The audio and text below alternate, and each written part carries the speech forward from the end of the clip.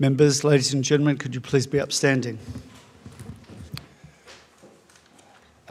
Welcome everybody to the Monday, the 24th of August Council meeting of 2026. We'd like to acknowledge the land we lived on today as the traditional lands of the Kaurna people that respect their spiritual relationship with their country.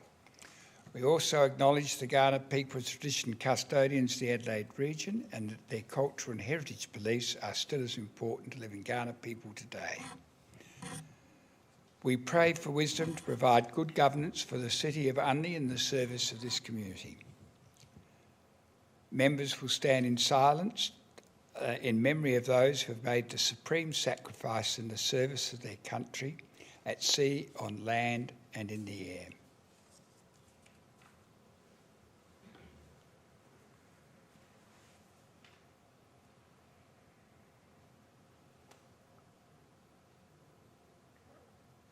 Lest we forget.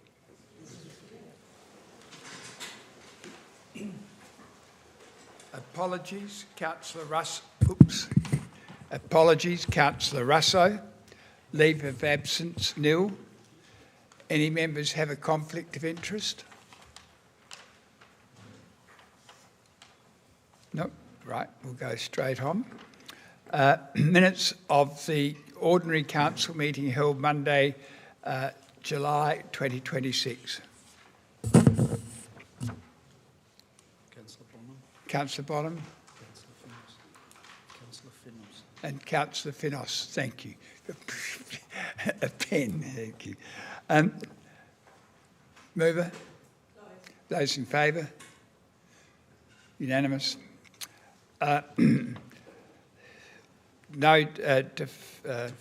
Yes, the third item, 151. So if you go to 151, the terms of reference for the CEO review panel.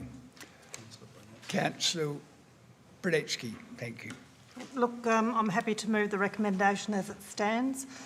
The Chief Executive Officer Review Panel terms of reference was raised as a matter that needs to be considered at the commencement of each CEO performance review cycle. Consideration of the existing terms of reference indicated that the information required updating.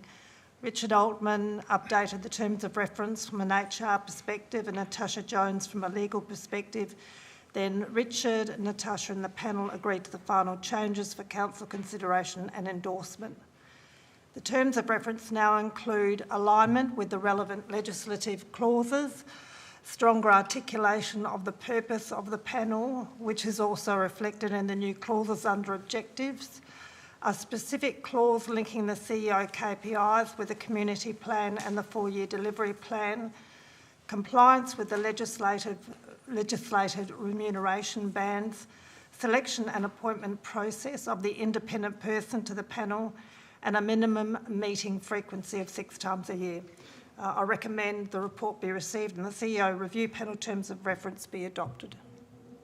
Councillor Hughes.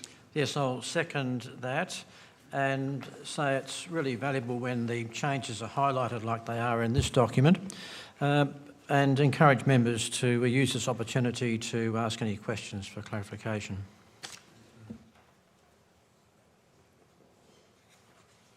Move it, close. Those in favour? Unanimous.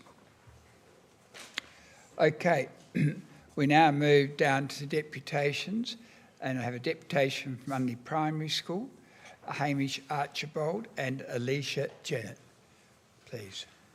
You have been given the ropes, I know, 5 minutes. You'll see the timer up there. At 5 minutes, you'll stop and I'll invite members to ask questions. Good evening, Mayor and Councillors. Thank you for the opportunity to come here tonight and address you. My name's Hamish Archibald. I'm the Chair of the Unley Primary School Governing Council and also a parent at Unley Primary School. I'm here with my fellow parent and Governing Council member, Alicia Jannay, to speak on behalf of the whole Governing Council and the senior management of our Unley Primary School. We're here to emphasise our support for the report before you tonight, which relates to the Council's joint use agreement with Unley Primary School. Our request is that Council approve the addition of regular lawn mowing to its contribution under the current joint use agreement. The joint use agreement gives the broader Unley community access to our school grounds across our 2 campuses outside of school hours. Families actively use our playgrounds, our grassed areas, our astroturf and our courts. We're very glad that they do. It genuinely is something that Unley Primary School is very proud of. The school is not locked up like a prison on weekends. The ask itself is modest. Council currently helps Unley Primary School once a year with bark chips and sand for its playgrounds, spraying of weeds, aeration and fertilising of turfed areas.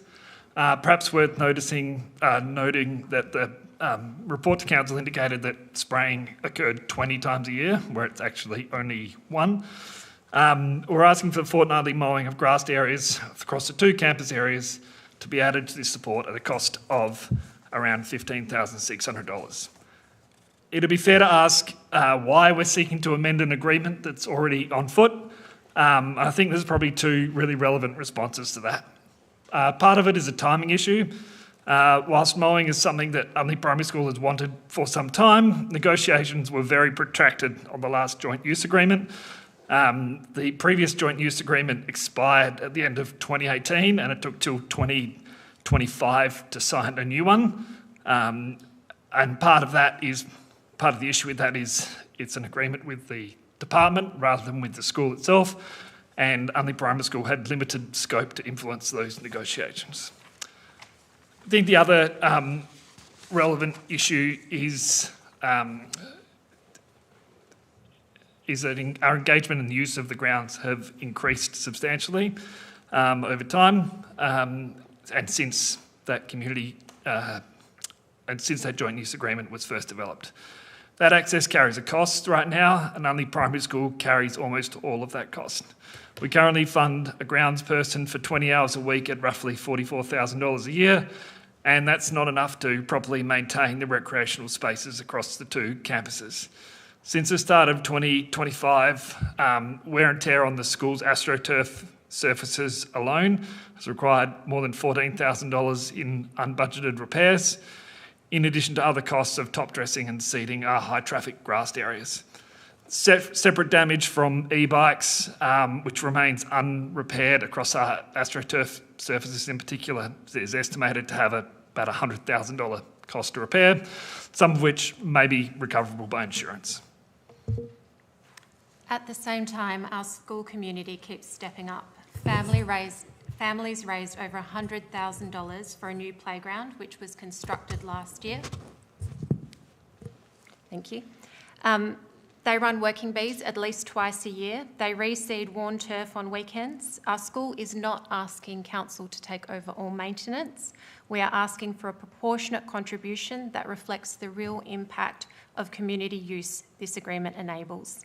That impact will only grow as new apartment developments along Unley Road bring more residents and more use to our grounds. To be clear, we are not raising any concern about the joint use agreement itself. We want it to continue. We do not lock the gates after hours and we do not take down the soccer goals. We don't want this to change. What we are asking is that the cost of keeping the grounds in good condition be shared more fairly between the school and the community that uses them. Approving the mowing contribution in tonight's report would let our school redirect the money it currently spends on mowing toward the larger repair costs the community's use has created. We thank the Council for the work that has gone into the report, and we thank you, Mayor and Councillors, for your time this evening. We're happy to answer any questions. Well done, 23 seconds. Any questions? Thank you very much. Oh, Luke. Councillor Doyle, sorry, I didn't see your light. Through the chair. Thank you, Hamish and Alicia. I'm aware that at the last election there was a commitment by the government to open up schools to the community, and I'm just wondering what the timeline is to that and whether you are aware of the financial commitment there is and what will be involved. What would that perhaps go towards? Yeah, I'm not sure exactly what funding may be allocated in terms of maintaining the grounds more broadly. We did have the Education Minister, Lucy Hood, on site 2 weeks ago, Amy, and she did mention that that is one of the government's agenda items, but that no specific plans yet. Separately, we have lobbied pretty hard and had state government commit to $3.4 million capital works project for Unley Primary School, which would include covering of an external basketball court, which would assist with our the joint use areas, as well as some classrooms and toilets being replaced.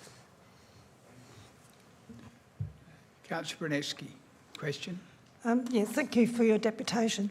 How do you determine the increased community use? How do like numerically? How do you determine that?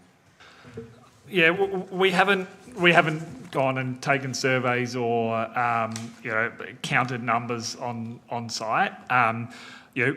Many of us are on the school grounds on weekends and have seen it visually. Like I know personally, I taught my kids how to ride a bike and taught my son how to kick a football on school grounds on the weekend, and we see the traffic. There's organised groups of adults playing soccer particularly on the AstroTurf pitches on weekends, which is great. Great to see the school being used, but there's just wear and tear that comes with that. Councillor Bonham. I just wanted to clarify the extent of facilities that community use. You've mentioned the soccer pitch, you've mentioned the playground. What's the broader extent? So for those who aren't super familiar with it, Unley Primary's across what we call Campus 1 and Campus 2. Campus 1 is on the Cremorne Street, and on there are 2 small AstroTurf soccer pitches. There is a grassed area next to those, which is sort of equivalent size.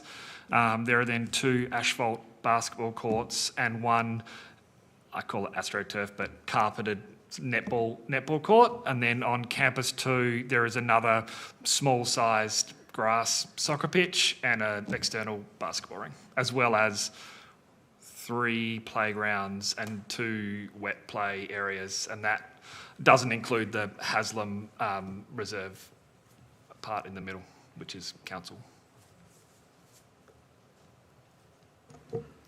Councillor Crabb. Through the chair, thank you both for your deputation. I'm just curious, you mentioned earlier that the negotiations took approximately 7 years by your count to be finalised. Given it took so long, was the topic of lawn mowing brought up in those negotiations? It was something that I wasn't on the governing council at the time, but as I understand it, is something that the primary school wanted, and the primary school was talking to the department about and to council at some levels, but we weren't involved in the direct negotiation of the agreement. Sort of the Crown Solicitor's Office, Department of Education, and council dealt with that part. Thank you, Councillor Crabb. I'll ask that question of the CEO. Obviously, that'd be the person to answer that one. But I'll do that later when we get to the item. How's that? Good. I shouldn't do that. That's what I'll do. Any other question? Thanks for your deputation. I'm just interested, have you approached the department at all about any support for these additional costs that you're having to manage? Not specifically on this item. Our principal will correct me if I'm wrong on this, but I don't believe there's a specific funding line available for that item. We get funded basically on a per head basis for per student for the school, and then if there are additional capital items, we can seek grants or specific funding, but there's not really an avenue to go and say we want extra money for this specific surface. You were at the meeting, he wasn't. Thanks, Amy. Okay, thank you. Okay, thank you very much indeed. Now, we'll get on to the next item. We're at the minutes of the Audit and Risk Committee. either Councillor Bonham, you're going. Is that one? Yes, look, I'll just go through the key points as I've found them with the Audit and Risk Committee. I suppose, first of all, we actually had the interim report from Bentley's, our external auditors, and there were 4 matters. There were basically 3 aspects to this. So there were 4 matters that they identified that weren't included in the interim report but will be addressed in their end-of-year testing.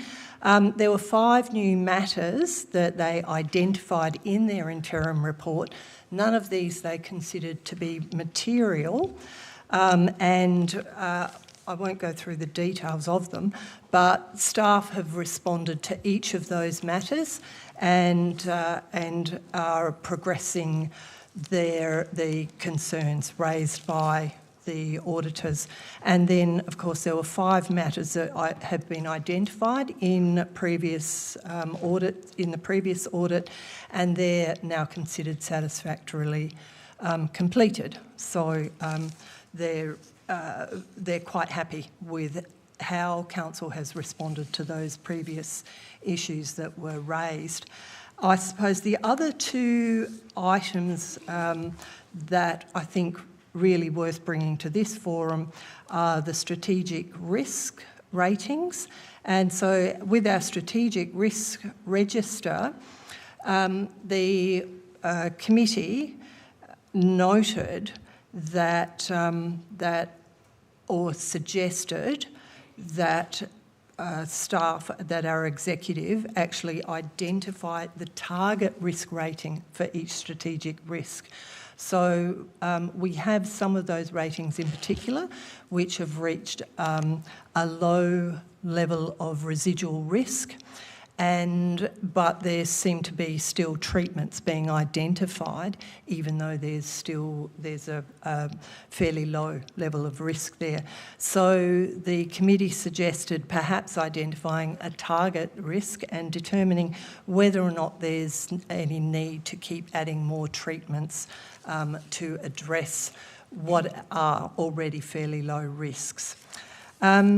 The other matter, I think, in terms of strategic risks that they raised was strategic risk number 7, which was the workforce. And they were concerned about the sudden resignation of, I suppose, specialist or key workers within council. And they have suggested identifying specialist positions across the organisation and determining a strategy for ensuring that even if a key person does resign, council can still meet its commitments with that. The third aspect that I think is really worth drawing to your attention is that of open audit actions. And I suppose this came out of the leasing agreements being on the books for quite some time as to a policy that needs reviewing. And the committee suggested, rather than simply leaving it on the books so it looks like this policy is in abeyance, to actually do a very, very quick interim review of it to make sure that council has got something that they can rely on, so we have the policy there, but also to note a review date for a much more significant review of that. And so to do an interim review, to put it in place and then have a date that can reasonably be met to actually do a much more detailed review. So I think that, I'm sure my colleague Councillor Gaffey will have more to add to that, but that's a brief summary of the committee. Thank you, Councillor Bonham. We have Mark Davies, the chair, so if anybody wants to ask any questions, I'm sure Mark, you'd be very happy to answer questions, or if you want to correct anything that's come up here, but I doubt whether they'll be spot on, I'm sure. Councillor Gaffey. Thank you, Your Worship. Thank you, Councillor Bonham, for a detailed... Can you bring your mic a bit? Apologies, Your Worship. Thank you, Councillor Bonham, for a detailed review of the minutes there. This committee does the least glamorous work in local government. Arguably, it's most important. It's where our financial controls, our risk settings and our audit actions are tested. Not by us marking our own homework, but with 3 independent members in the room and the external auditor at the table. Briefly, as has been spoken to, the external auditors were quite happy with where we are, and at every meeting that we've had over the last couple of years, they have been fairly glowing in what they have said about us. The comments that were made by Councillor Bonham regarding risk, essentially, we accept there is going to be risk within the organisation. The question is how much? And the question is, are we meeting those targets? So there's no point saying we're at this level of risk or this level of risk. We need to know if we're meeting those targets there. So if the risk is going to be high and we have to accept that it's high, then what's the point of continuing on with trying to do extra sort of work in these sort of areas? However, if the risk, is marked as medium and it should be low, then we really need to be pressing it down. So that's where one of the aspects that this committee looked at. As has been spoken, the key person risk, members around the table will note that there's been changes within the organisation recently, and it was noted by the committee that this is a good opportunity for the organisation to review how we are, and when that person is left, what is their legacy and what sort of information is left behind? Are we able to move seamlessly through it or not? And then review how that process is going. So it's something that we need to work on as an organisation to make sure that we're as efficient and that we don't run the risk that we fall in a heap if someone happens to leave on Monday. As was spoken, the policy updates, and these are something that we see come across our table here at this chamber, and sometimes we've noted that these policy updates have taken longer than they should. And so it was noted that perhaps we're trying to shoot for the ultimate new policy and things like that, when perhaps policies need to be simply updated. Are they actually meeting legislation as they are? And let's get on with that. And then if we're going to do a bigger sort of update to policy, that could be done in the future there.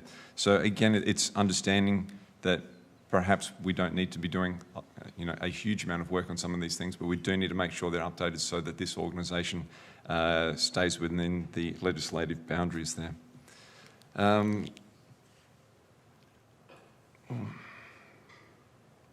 Just finally, I've said it before and I'll say it again, the independent members who sit around the table remark upon how well this is run. They note that this audit committee is one of the better ones that they sit on, I would say the best, but that the way in which we go about things in this organisation is testament to how we run things, that we actually are making an effort that not all councils do, and that we actually are running a good system, and that perhaps some of the ways in which this audit committee and the financial department is running things should be spread amongst other councils there. So I'll leave it there.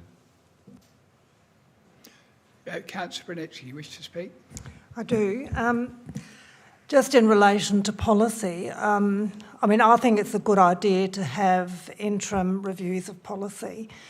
But in that process, I think it's really important just to make sure that policies that are still outstanding are reviewed. And I'm thinking of the tree policy.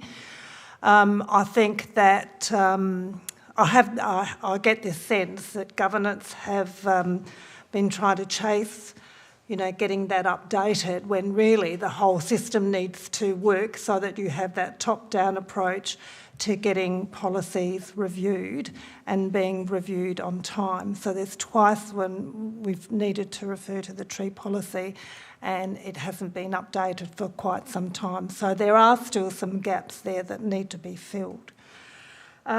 The notion, just on what Councillor Bonham was saying, the notion of low-level residual risk and not throwing more treatments at something like that just makes a heck of a lot of sense in terms of not wasting, creating a bureaucracy, and only really need to focus on what absolutely is dictated by the level of risk. So I think that is good news, and Also in relation to specialist positions and things, the potential for things to grind to a halt when there's no contingency planning around the loss of key positions, and that's going to happen.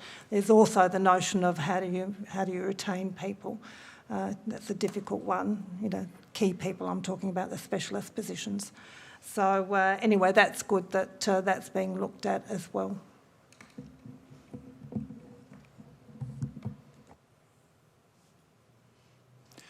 Okay, since nobody else is going to speak, Mark, look, thank you for coming. Let me tell you, I go through this with a tooth comb, and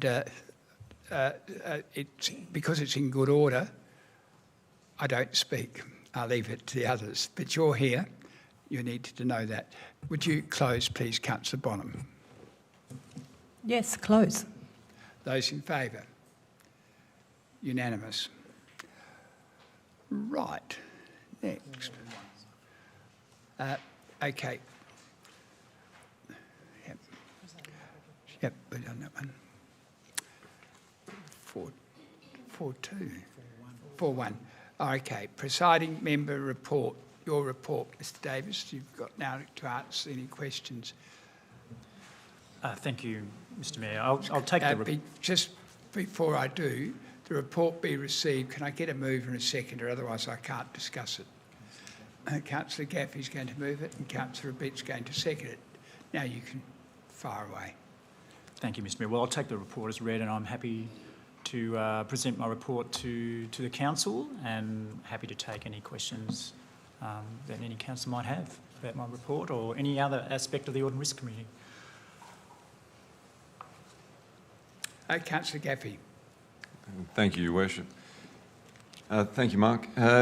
What is the biggest sort of area of risk that you're seeing, not within, not just our council, but across the other councils that you're sitting on their different sort of audit committees? You must have an idea about what is perhaps topical or what is something that audit committees need to focus on. Is there something you would suggest? Okay. Yeah, look, I think probably the biggest challenge is remaining financially sustainable in the long term, and there's plenty of evidence. There's a lot of very small councils in South Australia that are on the edge. For the City of Unley, they're in a very strong financial position. So I think, if I look back over the last 12 months, the one thing that has, I guess, changed from a risk point of view is that the council is now taking out some strategic investments. So that's a different type of risk, and it's using some debt to help fund that. We're aware of that, and we're making sure we've got a stronger focus on the long-term financial plan, and really that we really want to make sure that we're running at least a small surplus to ensure they're able to pay back the debt. And also that we're able to, if we want to make further strategic investments, we're not using solely all debt, that we actually can contribute some of that from our own cash. So I think, and the Audit and Risk Committee has got a strong focus on the long-term financial plan, so that's what we'll be focusing on. I sit on 2 other council Audit and Risk Committees, and the long-term financial plan is a regular topic, at the agendas. Thank you. Do you want to follow-up question? Yeah, follow-up question, Your Worship. Yeah, just regarding the long-term financial plan, I know ASCOSA has marked it down as being sustainable. Are there any challenges that you see within our long-term financial plan? And secondly, how does it compare to some of the other councils that you've seen that are of similar size? Look, certainly your long-term financial plan is one of the better ones. I deliver the financial management training on behalf of the LGA, and I regularly use Unley's long-term financial plan as a good example of that work. I think the challenge is we're just sort of, there's a lot of geopolitical issues happening at the moment. CPI suddenly, has been high, now it's coming down again. So I think, you've obviously got a strategic community plan and things that you want to achieve over the medium term. Our job is to make sure that the long-term financial plan is able to cope with that. And also, I think the other thing is just making sure that, we're able to build in some capacity to deal with shocks. COVID's a good example. If there is another shock, can the City of Unley continue to operate as it is, and cope with that? Okay. Your third question? Third and final, Your Worship. Good. Oh, now you put me on the spot. Where were we? It was a hint. Long-term Keep it financial three. plan, audit committee. Oh, sorry, there we are.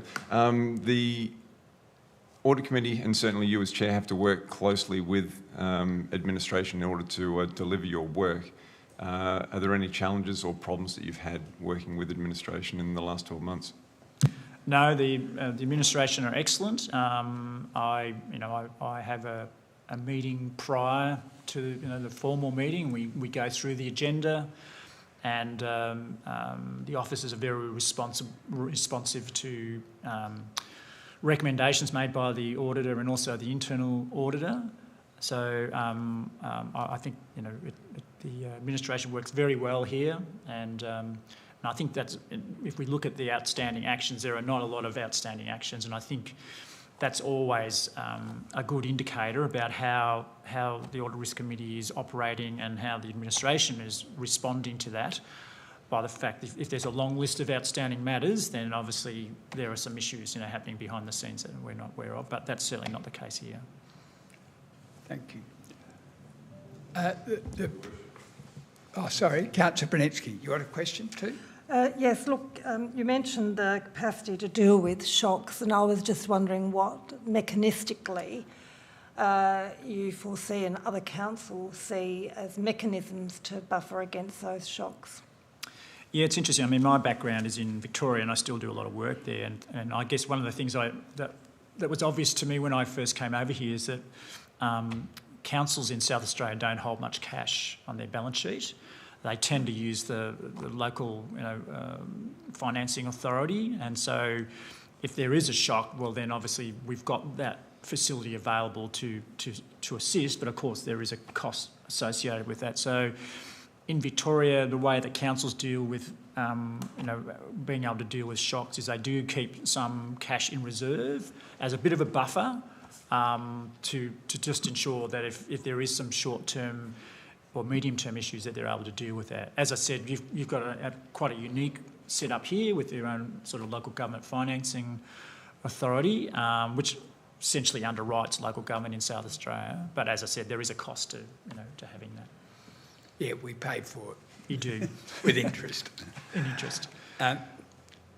Councillor Brunetsky, your light's on. Do you Yes. switch your light off?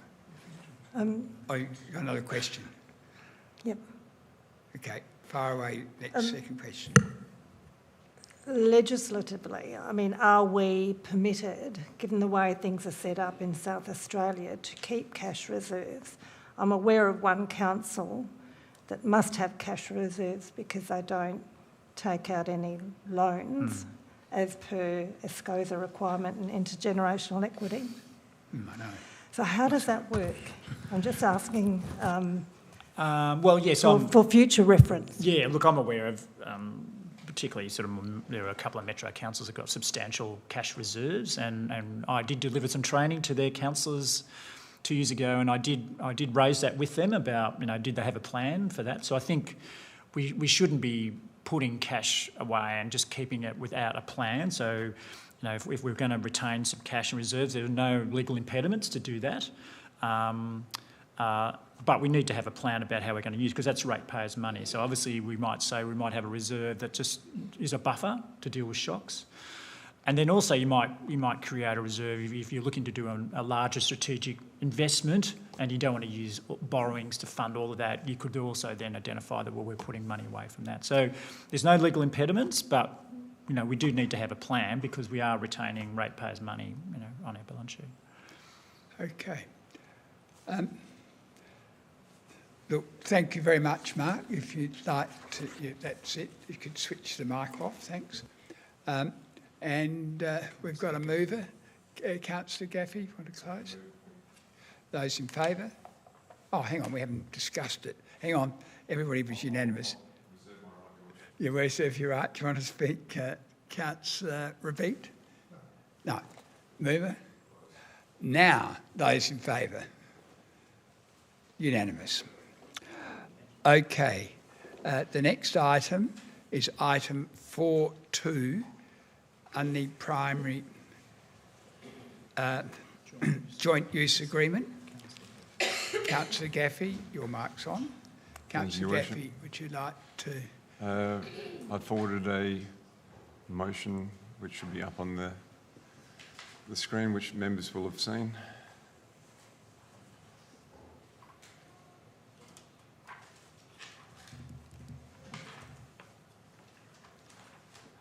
Councillor Gaffey, perhaps if your motion was circulated to everybody, well, I think Friday or something. And it has been amended this morning. Okay, would you like to go through your motion, please? Make sure. That's my motion there, yes. So, you wanted me to read it out, Your Worship? I believe elected members... Yeah, I think just at least read number 1 out. It's not on the screen. Okay, number 1, the report be received. Number 2, council does not accede to the request made by Unley Primary School to undertake fortnightly mowing of its grassed open spaces as an additional service there. Council notes that set out in the administration's report the services under each joint use agreement were negotiated individually there. I believe elected members can read the rest of that, Your Worship. Okay. Has anybody got any questions about the motion? Right, okay. You may speak. Thanks, Your Worship. Thank you to Hamish and Alicia for representing the school community tonight and for the support of their principal, Amy Reid, who's also in attendance. I want to begin with what this motion is not. It's not a judgment on Unley Primary School, its principal, or the value of its ovals to our community. Those ovals matter. The partnership that opens them to our residents after hours is one that this council believes in. However, the 2024 report put it plainly. These agreements deliver open space to our community at a fraction of what buying equivalent land would ever cost. But tonight's question is actually narrower. It's whether this council reopens a signed agreement mid-term, several months, 21 months after the members of this chamber endorsed it. The 25th of November 2024 in open session, we resolved, and it was unanimous, to endorse joint use agreements with 4 schools, Black Forest, Goodwood, Parkside and Unley Primary. 4 schools, 4 negotiated agreements, and the report before us tonight records how Unley Primaries was struck during negotiation. The school itself asked to keep the mowing in-house and asked council to supply behind bark for its playgrounds, sand for its sand pits. Goodwood Primary has received support through increased green bins and other assistance, rather than having us mow their lawns. Tonight we're asked for mowing of the lawns in addition to the other support that we provide. In the report's own words, this is added, not instead of. Let me put the real cost of saying yes on the table, because it's not $15,000 there. We have 4 schools holding agreements they each negotiated in good faith. If this council hands one of them an additional $15,000 a year, each year, of service mid-term simply for having asking, then in fairness we owe the other 3 schools in this agreement the same conversation. Black Forest, Goodwood and Parkside would be entirely entitled to come back to this chamber seeking a similar quantum. Why wouldn't they? On those numbers, a yearly maintenance program that this council has valued at $45,000 a year could more than double, past $100,000, with no consultation, no budget process, no negotiation cycle. It's not hypothetical. The 2024 report told us that the old agreements produced exactly this, inconsistent ad hoc requests for maintenance assistance, including regular mowing. These agreements were rebuilt deliberately to end that. Tonight's request asks us to restart it. The principle tonight is simple, and it protects every school equally. The term of an agreement is the term of an agreement. What you negotiate is what you hold. Whether you're Unley Primary or Black Forest, the place to change it is at the next negotiation, not in the middle of this one. The school's funding pressure is real, but these ovals are not our assets. They belong to the Minister of Education. Maintaining the school grounds is the department's responsibility. We are providing some assistance. However, the school needs to go back to the department and request further funding to achieve what they want, to improve their levels of service. Putting mowing back on the table will only increase not this budget, but the budgetary cost for the other schools. We need to re-look at the agreements once they are complete, once they have run their course, as agreements should. We should keep faith with the agreements that have been made. We should treat the 4 schools by one rule, but we also leave the door open next term for council to revisit this issue. I commend the motion to the chamber. Before I ask for a seconder, I did make a promise to Councillor Crabb that I'd ask the CEO to answer the question about who requested the lawns mowing to be removed from the agreement. And correctly, it was pointed out on page 33 of the report.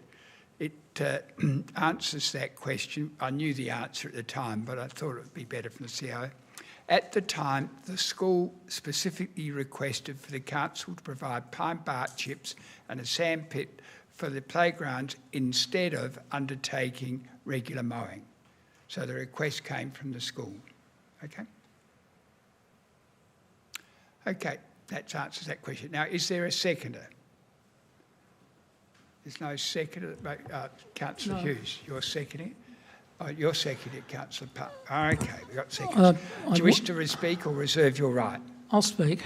I came here tonight without having any thoughts of contributing to debate, but I'm inspired by the Deputy Mayor and what he's had to say. And it had me reflecting on the school in my ward. I recognise what Councillor Gaffey is saying. There's every chance, if this is approved tonight, that the Black Forest Primary School could come cap in hand and seek not just to mow their lawns, which is what we're doing, but to look after their trees and their bushes and possibly other items. And I say that knowing that in the past, when there has been a change of headmaster or a change of school council, the knowledge that they're responsible for the trees and the shrubs is theirs and lawn mowing is ours, all of a sudden the expectation has been regularly that the whole lot is our responsibility. So I understand the logic of Councillor Gaffey's argument, and on that basis I'm happy to support his motion. Councillor Crabb, off you go. Yeah, thank you. I've got a question through the chair. I'm a little confused. During the deputation, we heard that negotiations take place between the Department of Education and council administration. But then, as you mentioned on page 33, it talks about the school making the request to change the terms of the agreement. So I just wanted clarity as to what exactly did happen and whether, that's obviously... CEO. Sorry, just to clarify, your question is what will happen or what did happen? What did happen? What did happen? I think my understanding is that the agreement is with the Education Department, but that's the signing of the agreement, etc., the terms once discussions and a position has been negotiated with the school. Just looking at my colleague there. That's correct? So we have discussions with individual schools, but then that has to be ratified by the department. So the agreement is with the department, and as the deputation said, there was delays largely, I think, because of the Education Department. General Manager Ben, would you like to add anything else? No, you happy? That's right. Okay. Councillor Crabb, happy? Good. Councillor Bonham. I won't be supporting this motion. I think that Unley Primary School, actually, out of all of the schools, I think it's only about $4,000 or so per year that we currently provide them in terms of services. Yeah, I think Black Forest is up for around $24,000 a year or thereabouts, as per the briefing that I recently had a look at. So there's quite a discrepancy. We already provide Black Forest with quite a high level of service. So I think I would be quite reluctant to actually enable them to have more services for this. And also, as I understand it, Black Forest Primary, the main use from the community is of the grassed area, not the entire school facilities. I think Unley Primary School is quite different because it is the entire school facilities that are being used. And I think I am concerned that there seems to be a discrepancy as to who said what and who agreed to what. I'm a little bit worried about that. Also, the very fact that each party or either party could terminate the agreement with 6 months' notice gives an indication that there is already some flexibility there in the contract in negotiation. So I'm not concerned that by providing Unley Primary School with the lawn mowing service that they're asking for, that we will have an onslaught of other groups asking for services, but also that we would necessarily accede to those other requests. We know as councillors, and we have discussed it on various occasions, the extra pressure that is being put on some of our primary schools in close proximity to higher development. We know the development on Unley Road is likely to have added pressure to Unley Primary School. Okay, it's very difficult to quantify what exactly that additional use is, but nonetheless, I wouldn't be surprised if there was additional use of the primary school as a result of that increasing in density. Now, if we actually look over this agreement was to be for 5 years. If council had been already supplying mowing services to the school over the last 2.25 years or so, that would have already been another more than $30,000 that we would have been paying out. So effectively, this agreement, as I understand it, ends at the end of 2028. All we're doing is basically paying just over $30,000 for that next couple of years of service. Effectively, you could look at it, if they'd taken the mowing service for the whole 5 years, that would have been over $70,000, and we've effectively saved ourselves over $30,000 by not providing those services in the meantime. As has already been mentioned, if we were to buy land at the equivalent area of Unley Primary School and provide, not just buy the land, but provide all of the facilities that the primary school currently provides to our community, it would be many, many millions of dollars. So it would be far beyond what we could currently afford, and we're actually, we have an open space fund, but we've recognised it's going to be 4 years before we can buy a fraction of the open space that Unley Primary School now provides. I think it's actually pretty good value for us to actually increase those mowing services as has been requested. I also want to note that Goodwood Primary School does not open up its entire facility to the community. It only provides the community with access to the community garden. So I think there's quite a variation in those. If you look at the joint use agreement, you'll see that. I think there's a big variation in what's being offered here with UPS. Okay, Councillor Beat, I think you're next. Yeah, thank you, Your Worship. Yes, I will support the motion, and I acknowledge the work that's been done by the parents of the school council, and the contributions made by those parents. I think we've all been there and done that with our children's schools. It was said earlier that one of the promises of the last federal election was that the current government would open up the schools to the community. So they've taken that on their shoulders, and they should deliver with that promise. Also, the government's 30-year plan is to increase urban infill. So again, that's not a council initiative. It's the state government's initiative. to increase the population within our communities such as Unley. And so again, it becomes a state government responsibility. It's their asset, their responsibility. Okay, Councillor Doyle. Thank you. I think what we're hearing tonight is that we all appreciate the joint use agreements that are in place. They provide valuable access to green open space in our communities. In our ward, in Parkside Ward, we have Parkside Primary, and they open up pretty much the whole school with the playgrounds, the sand pits and things like that. But they also have some issues with funding the things that they want to fund, wanting to upgrade playgrounds, etc. I think it's really good news about this state government commitment to open up the public schools to the community. We don't quite know what that's going to look like, the timeline for that, the funding, and where the funding will go. Will it go to maintenance costs of the green open space?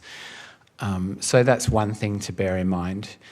I'm also very mindful of the fairness and equity with the other primary schools. As I mentioned before, Parkside Primary has a need for upgrades in their school, and although it is perhaps only $15,000, if we start getting equivalent requests from the other three schools, that soon adds up. And I think we do have a responsibility to ratepayers to be responsible with our spending, and there might be an opportunity there for the Department of Education to come to the party. So I will support the option before us.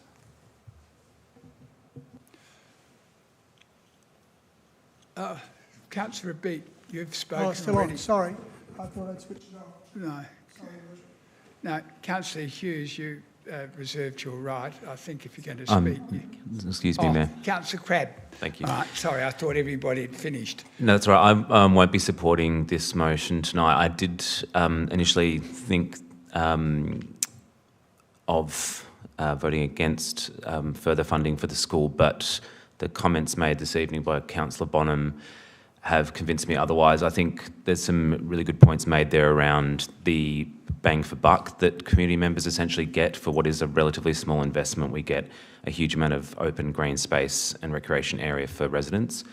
And I also think that we do have a case if other schools come to us to clarify that we're talking about 24,000 for Black Forest and what might amount to 19,000 or so for Unley Primary. So I'm not too concerned about being able to talk through that with those other schools if they do approach us cap in hand. I think we often talk about how the City of Unley has the lowest amount of green space of any council in South Australia, and I think we should be, reminding ourselves of that when opportunities like this come up, because the risk that we do run is that the JUA expires and there's no willingness from the school to negotiate a new one, or that they may decide to cancel this because they can't afford to maintain the grounds with all that community use. So I think that's a risk we can't take, and I'll be supporting the alternative to this, which will be giving Unley Primary that mowing service. How's everybody? Now, Councillor Hughes. I will be supporting the motion. It's very common for government schools to have financial pressures and competing priorities. And I say that from 25 years' experience as a principal of 5 schools and deputy principal of another. It's just a fact of life. You can't afford to do everything that is considered desirable. So this is just one of those times at Unley Primary School we'll have to work through. And also there's too much uncertainty in my mind about how much community use is made of the facilities there compared with the school's own use. You're probably aware that Unley Primary School is a considerable size. There are 470 students there every day for 6.5 hours. And that's a huge percentage of the total use of the facility. Now, on a slightly related matter, a very disturbing article in this morning's Advertiser about a 10-year trend in schools to close their libraries. And so councils are being expected to provide additional resources for students. We have to be careful about taking on other responsibilities like this. Mover. Those in favour of the motion, put your hands up. 1, 2, 3, 4, 5, 6, 7, 8. 8. Those against? 3. Declare the motion carried. Those in favour, please stand.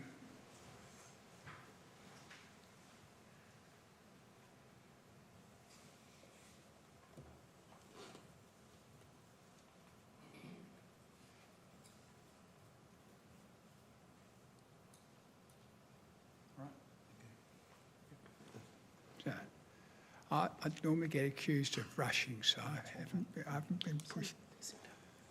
You right? Done. Thank you. Next. 4.3. Yep. On the oval perimeter fence, the report be received. Somebody like to move that way? Look, thank you for the 2 members of school council and principal for coming.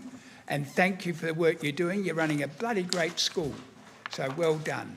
I hear it all around the community. I shouldn't have said that, should I? Okay, Councillor Hughes. I'll move in terms. Seconder. Oh, hang on, Councillor Beat's got his light on. Okay, Councillor Beat. Right. Seconder. Mover. Oh, hang on.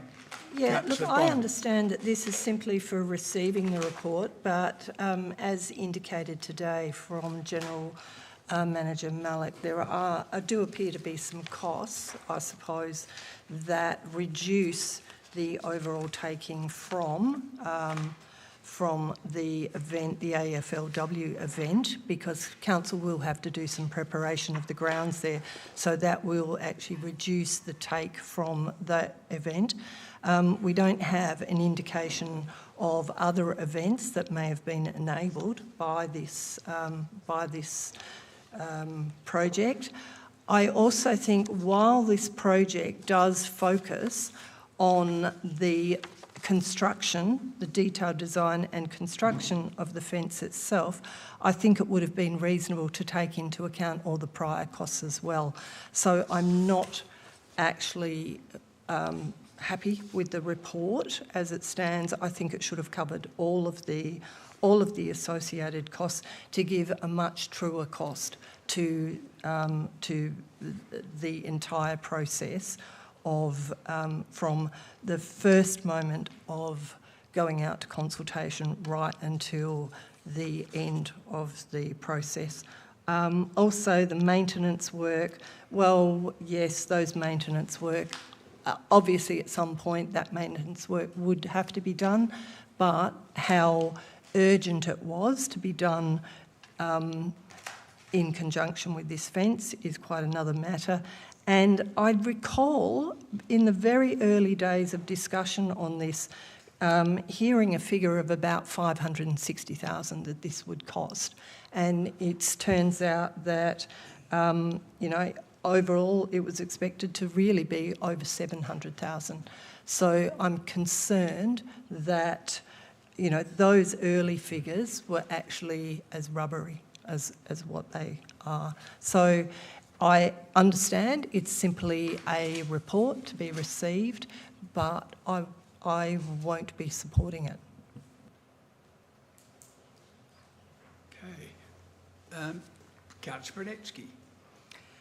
Look, I was pleased with to see that the detailed design construction had come under budget and that half of that was paid for, or over half, by Sturt Football Club.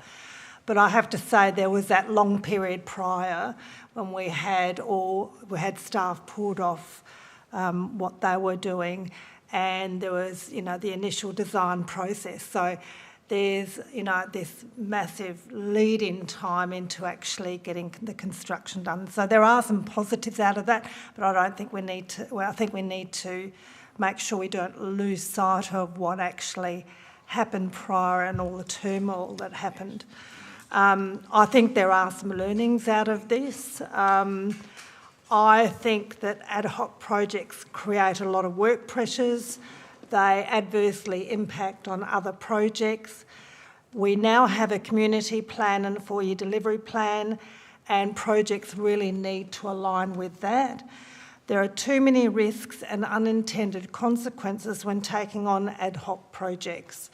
And if we do, I think we need to push them into the outer years and plan for them in a more disciplined way, I guess. So those are just my observations about this whole process and costs around Unley Oval. Okay, the doubt's been raised. I'd like the CEO to respond, please. Through your worship, just some commentary about the table 1 and the project costs. That provides a detailed breakdown of project management, design, etc. I think members need to be aware, page 42, members I'm sure are aware that you have similar costs for every other project. Like Greer Street, for example, that has a budget of $500,000-600,000, does not include design, project management, staff costs, etc. Maybe the message here is that when projects are budgeted for, then total costs are included, and they are staff costs. So if we went through and started to break down staff allocation, you'd find GM Malik's time would be spread across King William Road and a whole lot of other projects. So there are additional costs to all the projects that council do, not just the construction costs. Where this one's a bit different is that the project management was delivered by an external person because, as Councillor Brunetsky said, it was over and above the annual works, which would have been project managed by staff. Nevertheless, they are costs that are included in all projects. Okay, the next slide, staying on for a report being received, is Councillor Gaffey. Thank you, Your Worship. Was this project over budget? I believe there is, in the report, it says that there was a total budget $709,000. So it's just top of page 42. So it came in under budget by about 27 odd thousand. Do you want? That's Councillor Doyle. Yeah. Okay. I'll come back to you, Councillor Gaffey. Councillor Okay. Doyle. Yes, I've got a question through the chair as well. It was just Councillor Bonham's comment about the 580,000 estimate. Can you explain, whether this figure of 680, you've just explained, Peter, about the 700,000 estimate, but I think there were different costs put forward depending on which fence design we chose. So just wanted to check on some of the figures that are just been mentioned.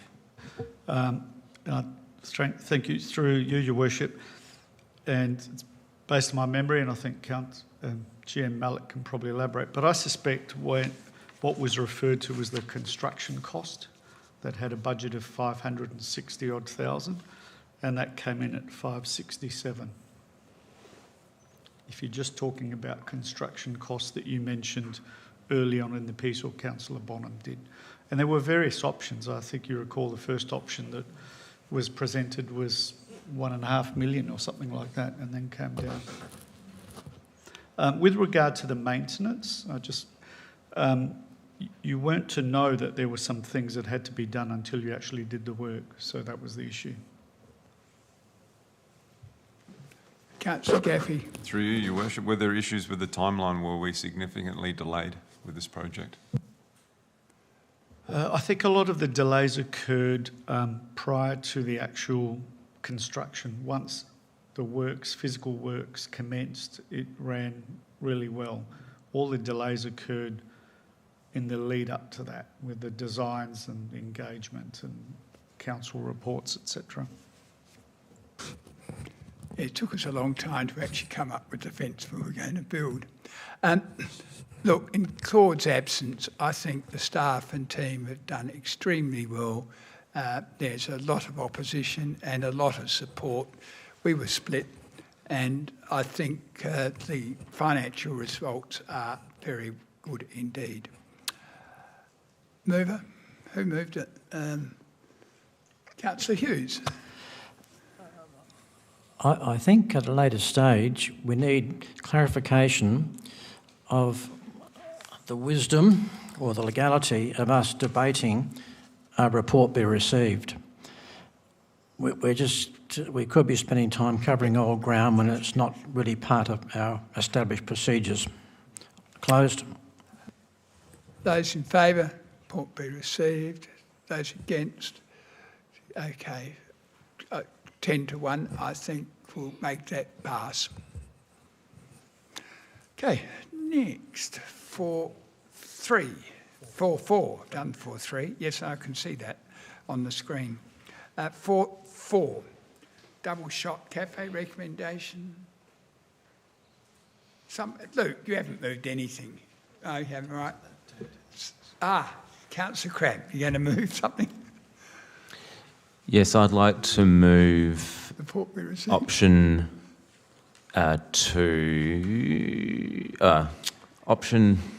sorry, let me clarify.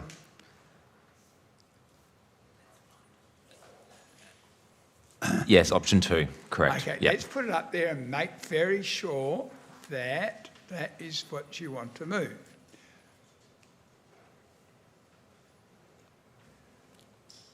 Yes, that's correct. You're going to visit from Mitcham. I'll be coming back for it, don't you worry. Yeah, speak. Have your speech. Okay. Before I do, can I just ask a question through the Chair of Administration? In the project plan, you talk about a KPI of attendance between 7,000 and 10,000 people. Beyond a KPI, how realistic do you think those figures are? I'm just curious part of my thinking is a per head cost for the event. Through the Chair, thank you. Last year at the Double Shot event, we had about 8,000, so I think it's reasonable with a decent marketing plan ahead. Great, thank you. So by my back of the envelope calculations, that would work out to less or around about $20 per head, which for bang for buck, again to use that term, for a major event is a really good per head cost. I think in the context of launching UMAG and what we've invested so far in that project, it's really important that we celebrate that achievement equally. So this is a really good opportunity to do that by piggybacking off the Double Shot Coffee Festival next year and celebrating this fantastic cultural precinct that we have developed. I note that at the Festival of Rice, I think we certainly got a lot more out of that budget than is realistic, and I note in the report that was recognised as part of this planning process. I think the last time with Festival of Rice, we managed to deliver such a spectacular event based on a lot of goodwill and work from staff. So I think we need to recognise that in planning for this event as well. All feedback from not only myself but friends and family who attended Festival of Rice was how fantastic that event was, and so I think we owe it to ourselves and the community to make sure we back that up next year with this Double Shot Coffee Festival and also launching UMAG to the community. Thank you. Councillor Brunetsky. Reserve my right.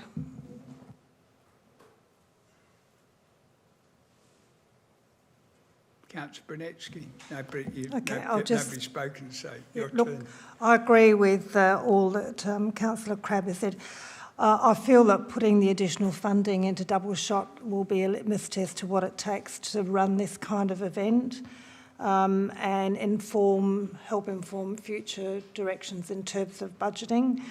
As Councillor Crabb said, it really is an auspicious occasion, the opening of the museum and gallery, so I think it'll be just wonderful to have a decent event on the day. I would even question whether 50,000 is enough, but I don't want to spend more than that. So we'll peg it at that. I note that the project plan provides for greater governance around holding events and the associated costs with that, so that provides me with an additional sort of level of comfort. I did send an email around, came back around event and crew and operational support costs. So that was just to verify the degree to which feet are on the ground to do the work on the ground on the day. That's exclusive of actual staff time. So, yes, I'm happy to support option 2. Is there any speakers against the motion? Are you against it, Councillor Doyle? Councillor Hughes, you are? I may be. Yeah, okay. Councillor Hughes, off you go. I'm not sure. Off you go. It doesn't really matter if I'm... Go on. Look, I was coming along expecting to support option 1 of the $90,000 budget, and I'm uncomfortable with a $140,000 budget, but the one redeeming factor is that it's coinciding with the launch of UMAG. So the bigger and better we can make it, I accept that, but I really hope that the extra or the total of $140,000 will not be blown. Councillor Yeah, Doyle. I've just got a question through the chair. If we're talking about being a joint purpose for this event, can you answer whether this branding for the event will be joint, like literally Coffee Fiesta and UMAG sort of bright and bold around before the event? The question? Yes. Through the chair, thank you. We haven't done a detailed marketing plan yet, but some of the sorts of things that we're thinking about is double shot, double take. So at the same time UMAG is opening, there's a National Portrait Gallery exhibition in there, so the double take. So there's some marketing ideas around how we can creatively market the two things together. We're looking at some activations in coffee shops leading up to the event that encourage people to attend UMAG as well as the event, as well as our local businesses. So we are looking at a few different options, working with economic development to drive visitation to UMAG, as well as our local coffee shops and cafes, and the event on the day. And the event at the moment is planned the day before Mother's Day, so it does make a really good, nice marketing campaign, encouraging people to shop local and then also come to the event and visit UMAG. Councillor Gaffey. Thank you, Your Worship. Through you, why was there not any budget allocation for the opening of UMAG in last year's budget preparation there? It's not as though we didn't know we were opening UMAG, that it was going to be complete.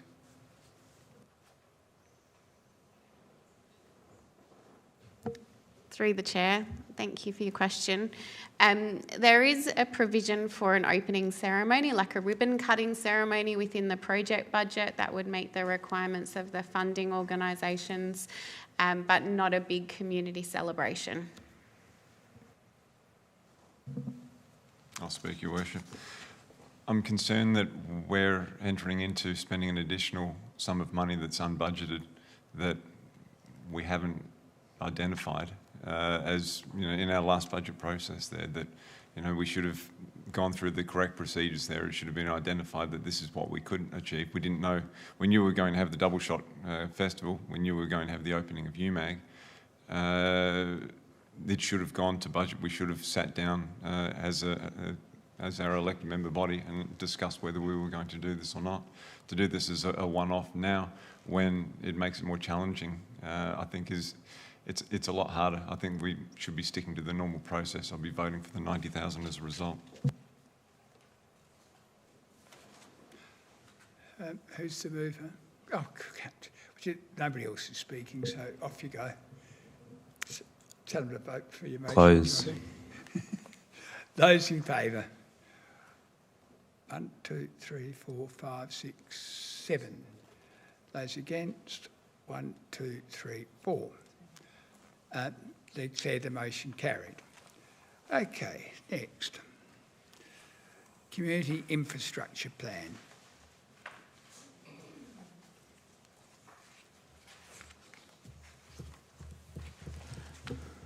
Oh, Councillor Palmer, sorry. Yeah, I'll Was get that on all involved the again. time? No, it wasn't on all the time. I Good. pressed it just before you looked round. Look, I'm happy to move option one.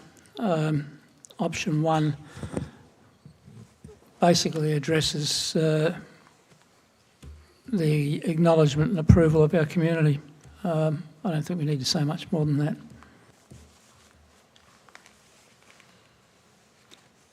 Yes, I'm happy to second this. I'll just speak briefly now. Look, it's an incredible report. A lot of work's gone into that, and it's very detailed. So it took us all, well, we hope we've all read it, but it would have did take quite some time to go through. I guess it's great. The thrust of it is excellent. As far as the survey response, 69, I thought that was disappointing for such an important issue.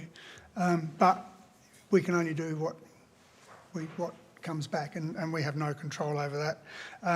But I was pleased to see that the Ageing World Reference Group, for their first opportunity to make a contribution, 13 members contributed to that, so that's a plus. So happy to support it. Councillor Roach, do you want to speak against it? Do you? I also I endorse the project and all the amount of work that's gone into it, but it is quite sobering to think about the amount of the pressure that will come onto all of our facilities and green spaces. Just a little quote from for example, under enhancing sport, recreation and open space assets, that the increase in participation in the Sandful and the Saka areas was like 2 or 3 times what the current capacity in this area is, not just our council area, but the broader areas. And the other point I wanted to make was around improved accessibility and inclusion, that our increase in our age profile, I think it's important to have a lot of sort of green pocket parks where people can walk to and sit down in, adjacent to our aged care facilities, which will be a pressure on the council to actually provide those spaces, because as an ageing community you don't need big places, you need small places for people to be able to go and sit down. So I think given our planning for growth, we've got to really think, how we're going to support this increased population. But I think it's a very good report. Thank you. Councillor, your light's on. Thank you, Councillor Roach. Councillor Bonham. Yes, I will also support this plan, and thanks to staff for the huge amount of work that it involves. I do take note of the response from Community Centres SA, their input, which was taken on board in Key Move 1, which I take as key goal, where to distinguish between provision of services and community development. As they note and has been taken up, they're quite distinct things. And so I think that flows into what the potential to over-rationalise our centres. So I'm really concerned that we do keep our centres local, and to make sure that they can be accessed. And I know I'm glad to see that significant amount of consultation is proposed if there are closing of facilities and relocation of services and those kinds of things. Because bearing in mind that if we want people to be able to live locally, if you want them also to walk and cycle to places, that actually means that we need a distribution of facilities throughout our entire city. So, consolidating services and facilities and community development centres and those kinds of things into a few centres may actually reduce the accessibility for some people. So I anticipate that future councils will keep a close eye on that one. Also, with Key Move 4, the attention to youth, I thought that's really important, and I think that we do cater to certain demographics quite well, and so I was really glad to see that focus on youth. As well as we've discussed before, with Key Move 5, strengthening creative and cultural production. And I think that is one where we could have dispersion throughout our community of those practice spaces.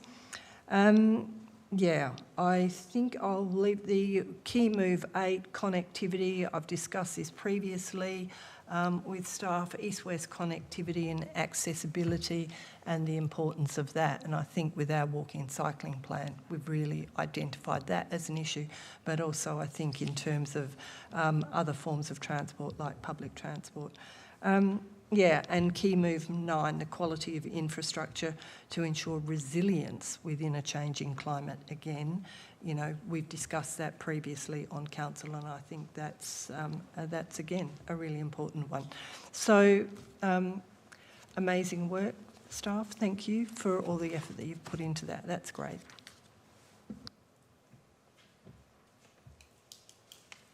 Okay, I will speak just before I hand back to Councillor Palmer to close. The only open space we can count on is the land we own. We lost total access to Highgate Primary School. The school increased in size, had a stream, built out most of the places. We have no part whatsoever that we own out Black Forest Way. Nothing. And at $3,000 a square metre, it is not going to be cheap, as Councillor Roach says. In the Malvern area, that's also designated as an area where there isn't a place within a kilometre, and we've got a lot of units going up along Cross Road. And there'll be more units like going up Unley Road, like the one near Walford. And hopefully not the one across the road, which they want 10 stories right through and straight up. That won't happen. So, Councillor Roach, you've hit the nail on the head. We need open space, and we've got to buy it. We can't just rent it and expect to have it in the future. Thank you, Councillor Palmer. Yeah, in closing, I just reiterate the point that what we have in front of us is what our community has endorsed. I'm not surprised at the number that contributed, because this is high level. It's not a passionate one-off suburban project where we can expect vast numbers. But I am proud, Councillor Rabbit, of that group that we often engage with, our aged, whatever we call it these days. And I'm expecting we'll get more feedback from them on other projects as we go forward. Those in favour? Unanimous. Congratulations to the team. Thank you, Leona. Okay, now we've got to get Cord off his backside to start building, don't we? Next, although he's working very hard. Community engagement policy with next. Oh, thank you, Councillor Nicky. Yes, look, I support option 1.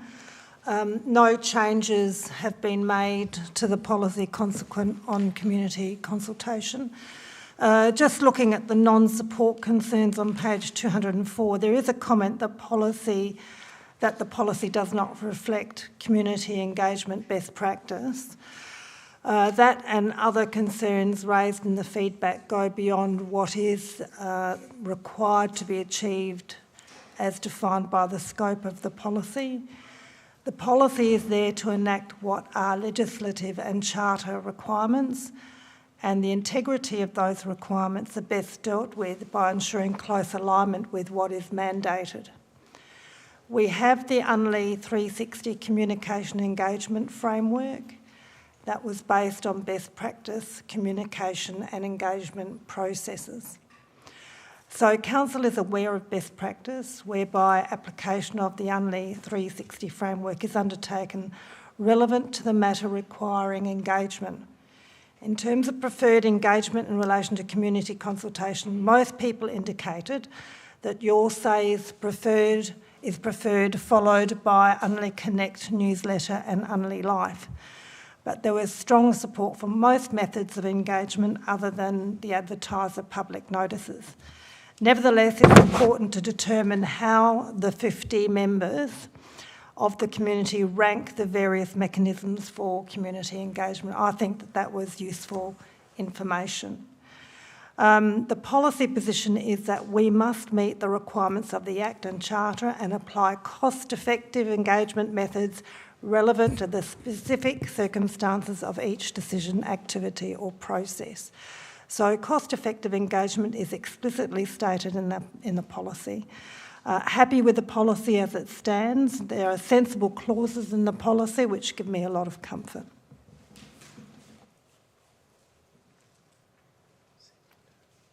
Somebody second. I'll second. You're second it. And I Reserve reserve your my right. right. Good lad. Mover.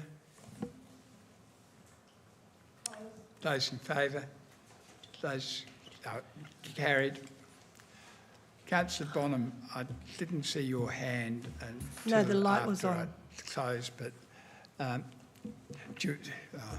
what, am I allowed to go backwards at all, or have I stuck? Too late. Okay, sorry about that. Okay. It's carried unanimously. Well, I'll put the vote again just to make sure. Those in favour? Those against? Okay, carried. Thank you. 4.7, fees and charges. Too late, I've moved on. Fees and charges. Those in favour, thank you, Councillor Brunetsky. You going to move that? Yep, happy to move.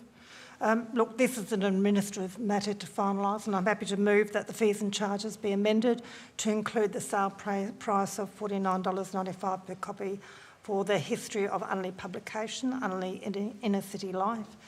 Publishing hard copy books is an expensive exercise with not much of a margin for sellers, so the price is the price, and I support that. Councillor Beat, second. Happy to second. No further comment. Mover. Those in favour? Unanimous. Next, preliminary end of the year report. Councillor Bonham. Okay, I'm happy to move this, and I think the key things to note here are that the request to carry forward projects from 25 to 26, totalling... That's number 4, yep. Yep, totalling 4.11 million. That's as set out in the attachment 1. Which that attachment gives really good detail on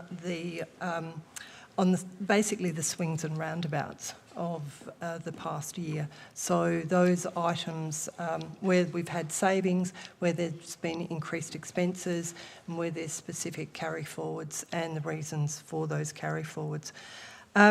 What it means is also for our budget for 2026 to 2027.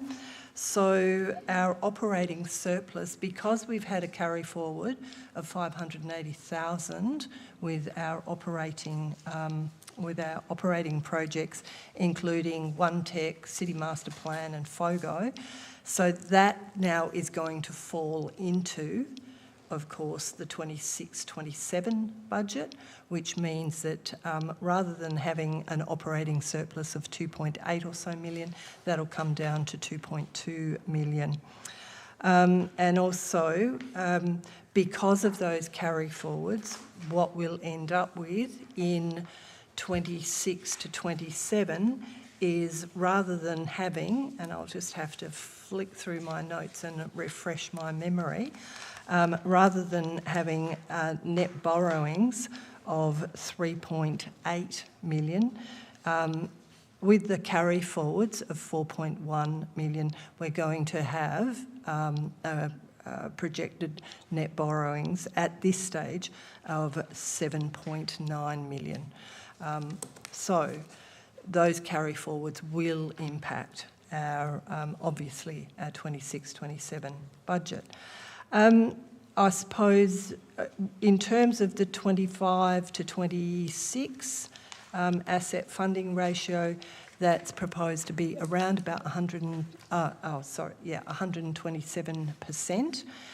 Our operating surplus ratio, and this is with some trepidation that I mention this figure, is projected to be around 4.7%, but there's still a lot of variability within that, as I understand it, as administration work through the final details of the 25-26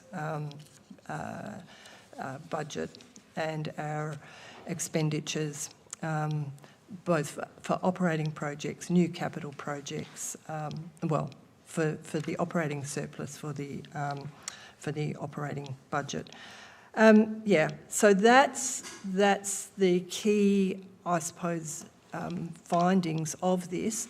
But within this, within the report itself, it provides quite a lot of detail of the new capital projects, the reasons that we haven't actually received the income, or that hasn't been acknowledged within the 25-26 budget, and that is income falling outside of that financial year.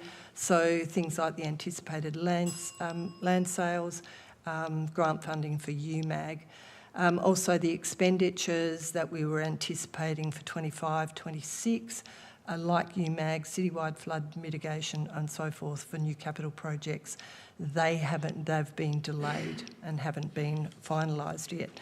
I will leave it there before I run out of time, and I'm sure other councillors can fill in where the gaps, if any. Seconder. Councillor Bernicki. I'll second and reserve my right. Councillor Bonham-Bernicki, so. I'll reserve my right. Mover. Hold on. Okay. Speak. Any other speakers? Okay. No, you speak. No? Okay. I can speak now. If you want to speak, you've got to speak I now do. because Okay. nobody else has. All right. I was just waiting for the... look, I was really hoping our carry forwards weren't going to be so large. There are various reasons stipulated as to why these carry forwards have occurred. The main concern for me, as already mentioned by Councillor Bonham, is the knock-on impacts, meaning the reduction in operating surplus ratio from 4.4 to 3.5%, which is below our target. Also, net borrowings will increase from 3.84 million to 7.95. So moving forward, I think we really need to think about what can be done to reduce the carry forwards. One key thing we did for this year's budget is to ring-fence operating projects so as to enable a better chance for at least the operating projects to be completed in this financial year, not to incur too much in the form of carryovers. The other matter is the notion of undertaking the quantum of new capital and capital renewal projects that can be realistically achieved with the staffing resources available both from within the organisation and external to the organisation. And I had explicitly asked that question previously in the chamber, that is, do we have the capacity to deliver most of the projects in the relevant financial year to avoid large carryovers? and the response to that at the time was, yes, we can. You can't control the weather, supply chains, unexpected high tender costs associated with geopolitical factors, spillovers associated with multi-year and more complex projects, plant and equipment replacement delays, etc. But there are things that were mentioned at the last council meeting in relation to the City Infrastructure Project Status Update 2025-26. We were told that the project management processes continue to be improved and that a review is being undertaken to consolidate structures and processes, including going out to market at the right time. One of the specific actions mentioned was to aim for design and cost estimates being prioritised before budgets. The other matter was having the level of staffing on board to do the work. So moving forward in relation to lessons learned from the report provided for the last financial year, I'm hoping that there will be a reduction in spillage from this financial year into the next financial year, subject to the matters that just can't be controlled. The CEO would like to make a couple of Thank comments. you, Your Worship. I think there are some good points made there, and if I can elaborate some, because I think they are worth talking about. The last couple of years, we need to be conscious of that we have been successful in getting a number of grants for capital works, and they've been received and have been added to the workload over and above the annual works program. In other words, the council doesn't say, well done, we've picked up this grant, now let's drop off something that we were going to do. We've actually just put it on top, because while we're successful in getting those grants, we have to match it one for one. That in turn creates additional projects. Then there are so no particular order, then when you go out to tender, and if you get tender prices coming back in significantly over the budget, then we usually try and renegotiate, change the scope, or in some cases cancel rather than just do it. Secondly, and I can't underestimate the level of community engagement and consultation, there is quite often rework. Like Woodweller, there's the Northgate Woodweller bikeway that's still not been done because of opposition, consultation, engagement. Greer Street, as you know, took a long time. In terms of project management, that your point is well made, and I know the area has engaged 2, if not 3 project managers. One of those managed the item we talked about earlier tonight, Unley Oval. So we're confident we have the staff on board now to deliver those projects, but there are issues around weather.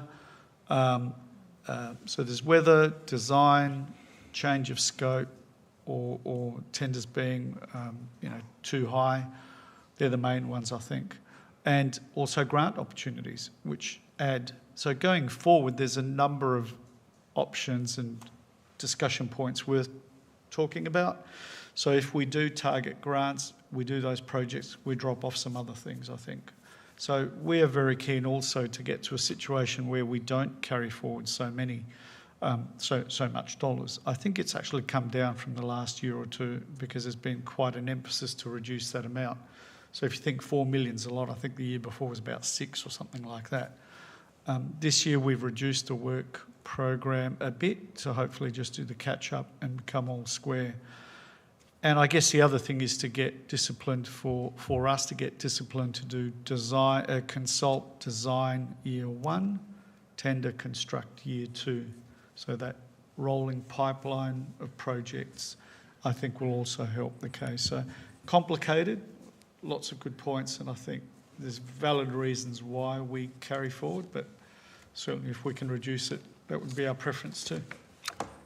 And we have consultation levels spelt out now, so we don't have to have endless consultations where the project was going to be done anyway. Mover? Close? Close. Those in favour? Unanimous. Next, damn, I pressed on the side there, the Ukrainian flag. Latvian flag, get the right country. Somebody, Luke. Yeah, thank you. I'm happy to support this motion. I think it's great to see some of the multicultural communities in Unley proudly flying their flag, and it makes our community much richer for it. So, and it's on their Independence Day, 18th of November, so hopefully the Chamber can support this. Second. Happy to second and support this as the Latvian Hall is located in the wonderful ward of Goodwood. Mover. Close. You're acknowledging the wonderful ward of Goodwood. Those in favour? Yes, unanimous. Next, council action records. This is always...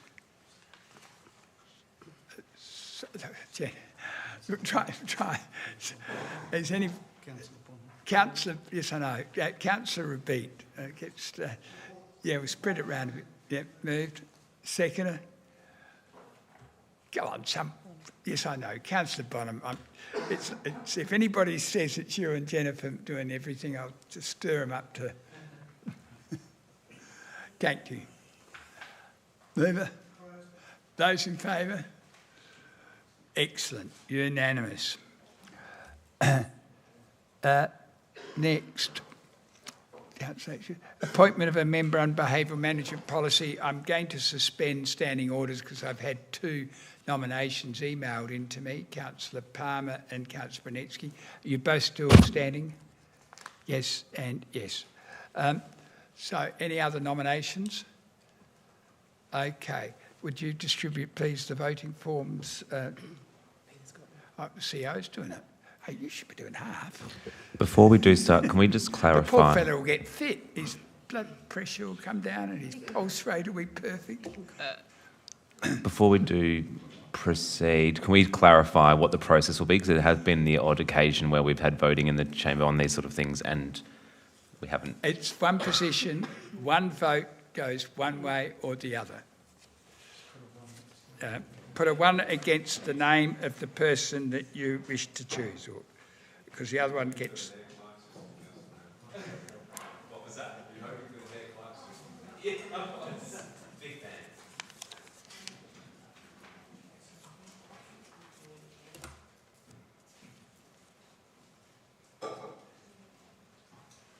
Yeah, yep.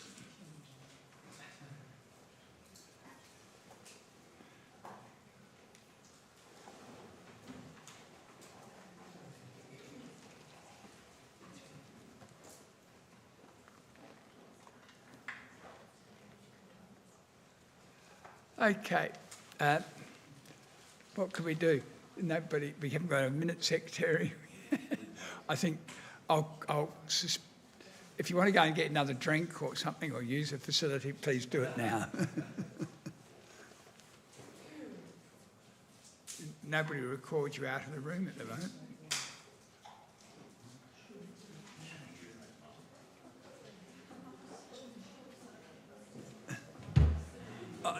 Okay, done? Okay, Councillor Brunetsky, you're it. Thank you very much. So the recommendation is that the appointment of the member, you put Councillor Brunetsky's under 2. 2, Councillor Brunetsky. Somebody like to move that? Councillor Palmer, seconded by Councillor Repeat. Yeah, I know. You kept your hand up earlier. We're short of hands, Mr. Finnos. Those in favour? Yeah, close. Unanimous. Thank you. Okay, next. City of Unley Garrett nomination. Is there a mover?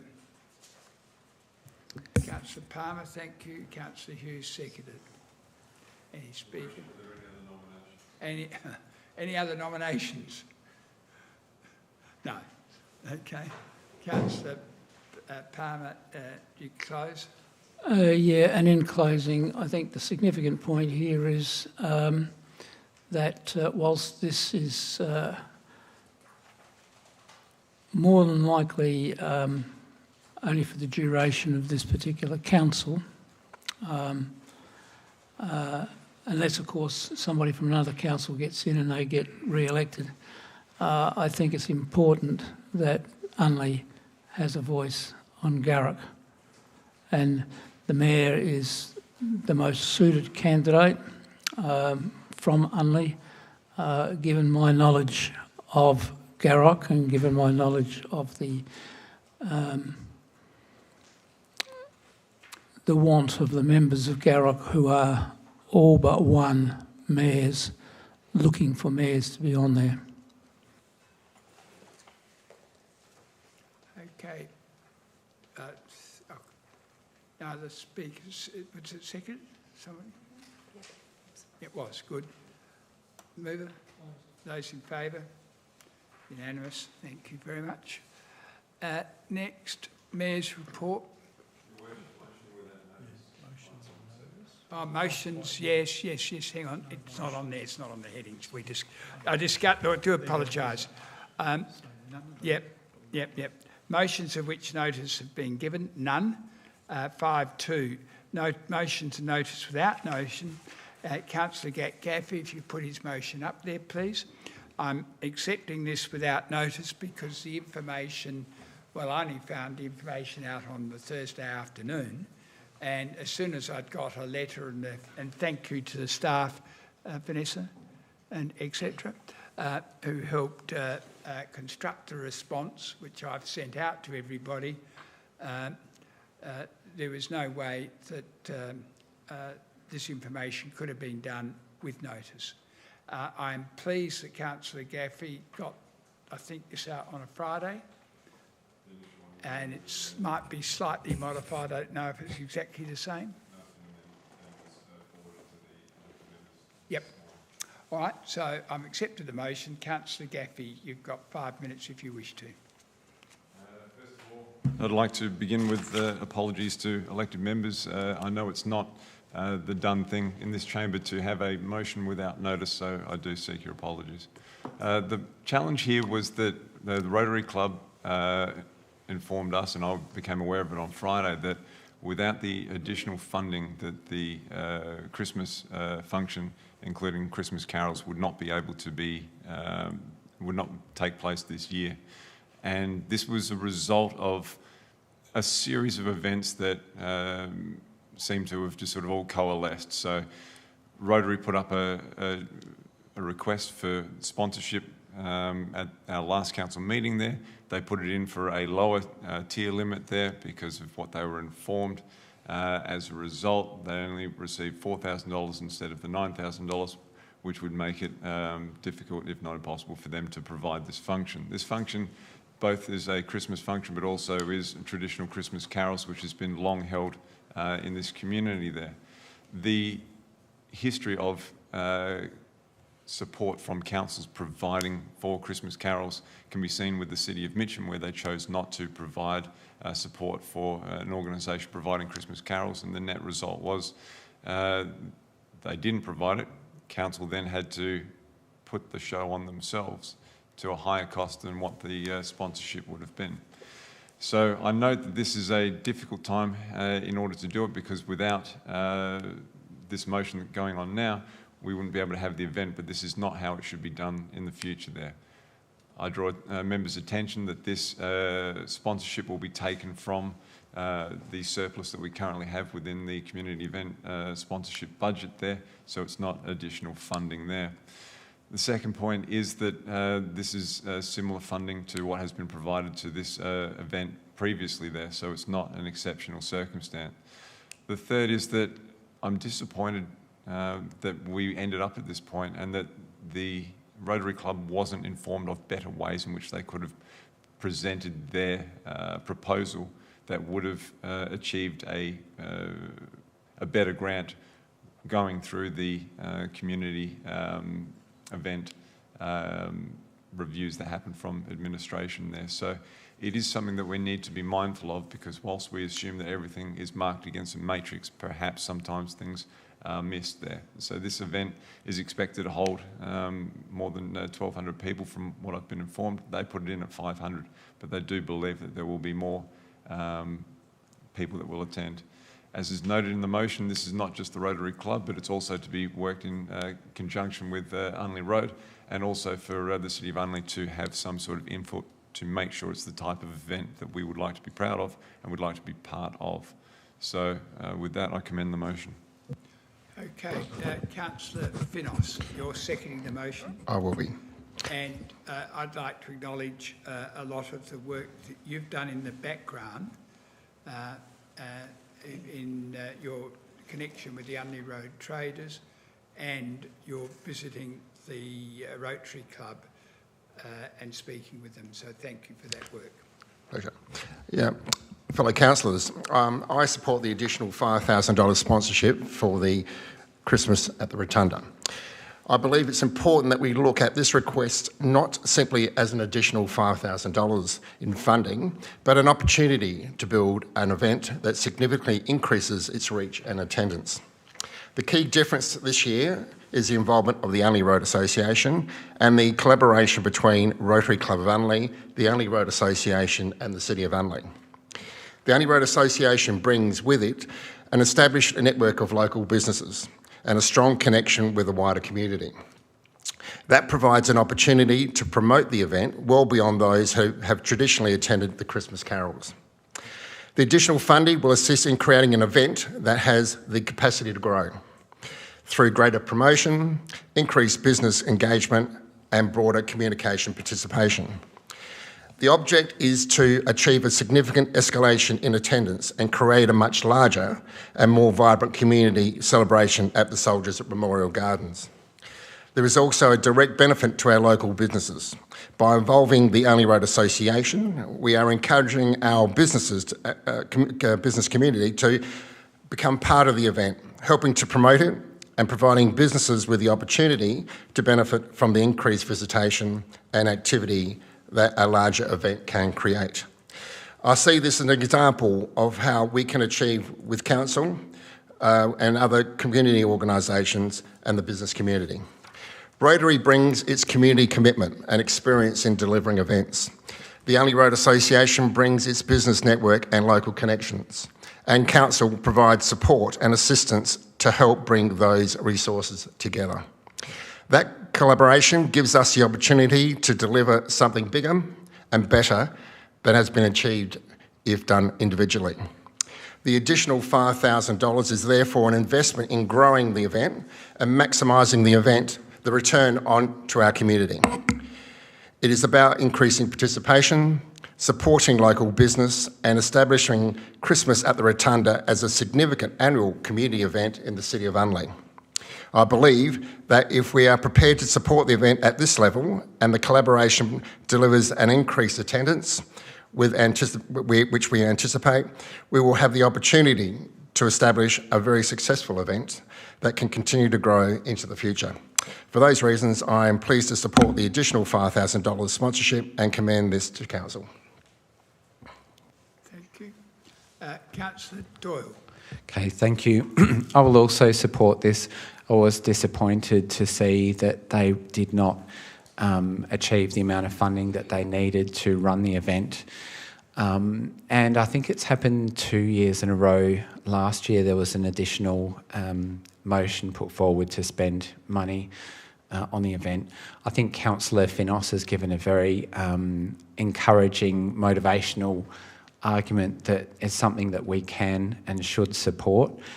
I would suggest perhaps that we have a post-event sort of briefing to find out how it went. Some of the numbers put forward seems to have been quite low compared with what's been suggested they might attract, and perhaps with council's, what Councillor Finos has suggested with the Unley Road traders taking a more frontline sort of involvement, the numbers might be better. I'd really like to hear from Rotary themselves as well. So we often hear from community groups, so that might help persuade other councillors that this is a worthwhile investment and how meaningful it is. And I think it does sort of stand a little bit separately from some of the other events that happen. There's a tradition here and there's a willingness to keep it going, so I will support this. Councillor Bonham. I have a few questions about this. How much money is actually left over in this grants fund?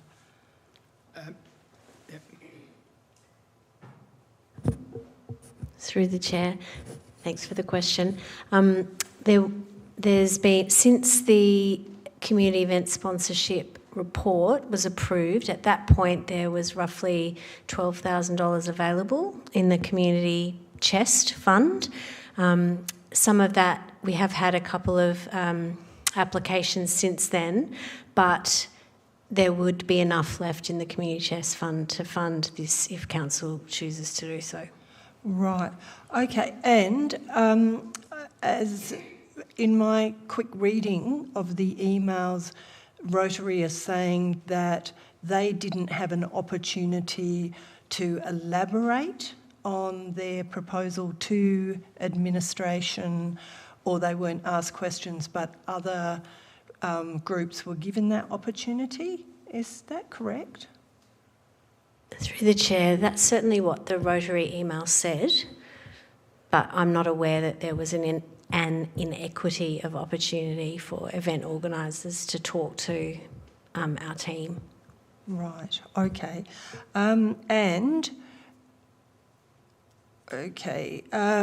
If the Unley Road Association is also involved, do you know if they're also contributing any funds towards this, or is it an in-kind contribution? I'll take that one. I should know. Through the chair, yeah. The Unley Road Association involvement was, I was told about on the Thursday afternoon. I phoned up and discussed the matter with the author of the letter that you got a copy of, and I am told that there will be a partnership, and I'm calling the meeting that was asked for from the letter between the Rotary Club and the Unley Road Association, to use their correct name, but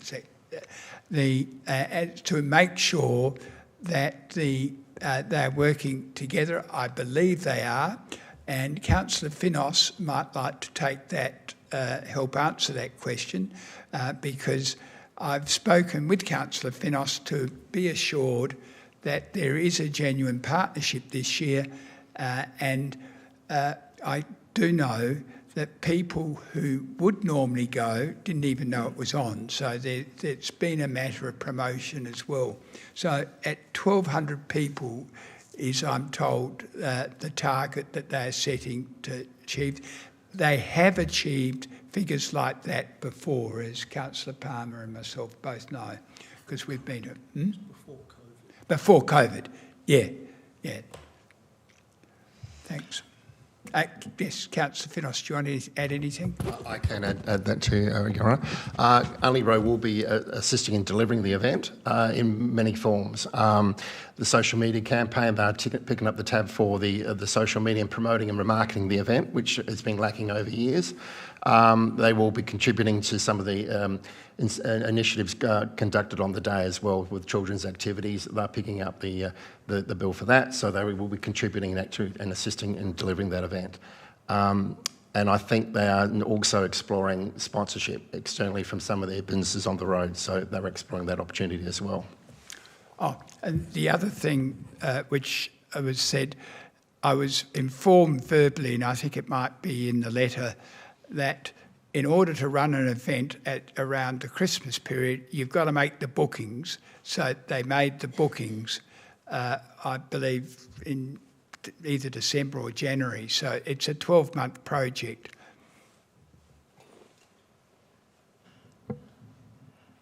Yeah, I am still in two minds as to whether or not to support this, because, as I understand it, a similar thing occurred last year, and it worries me that Rotary didn't take that learning and improve their submission this year, and now has come back. we've heard already today about organisations coming back for a second bite of funding, and it worries me that we're actually going, the mood is to actually support this extra funding when, to my mind, we've been through a fairly rigorous process. Rotary did have an opportunity previously to improve their submissions, and it appears that they didn't do it this time around. So, I'm not quite sure whether or not I'm convinced as to allowing extra funding. Do you wish to speak, Peter? Okay. Through the chair, if it's okay, I just wanted to clarify the commentary around improving submissions.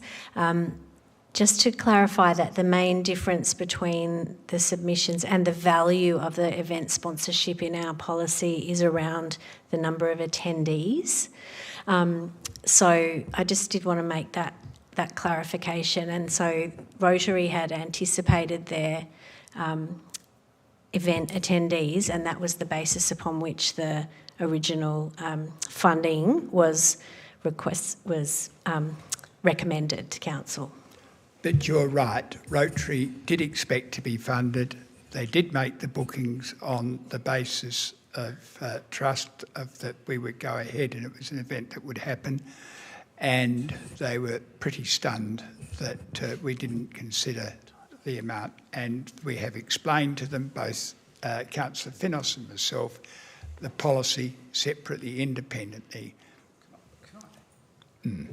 Your Worship, could I just clarify something? Because I certainly have, it's a council decision to provide additional funding, but it is the second year it's happened. Last year they were approved for $4,000 from memory, and then they had an additional amount provided by council because they felt that they couldn't deliver the event for $4,000 or $5,000.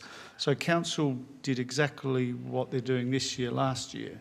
So I'm not sure we can say they expected they were going to get $9,000 when they were advised last year what the council policy is and the scale of events.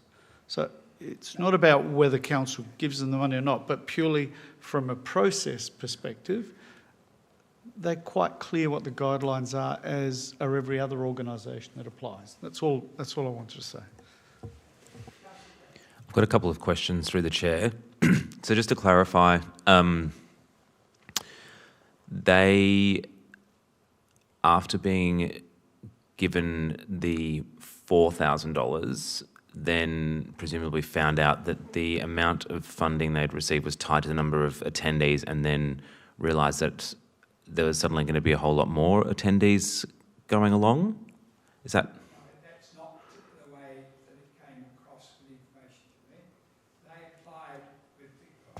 They applied with the grant they applied for, in the way they applied for it, but in going on in the background, they had decided they wanted to grow the event, and they saw the Unley road traders were approached by Rotary to increase the size of the event because, as has been said before, they had larger numbers before COVID.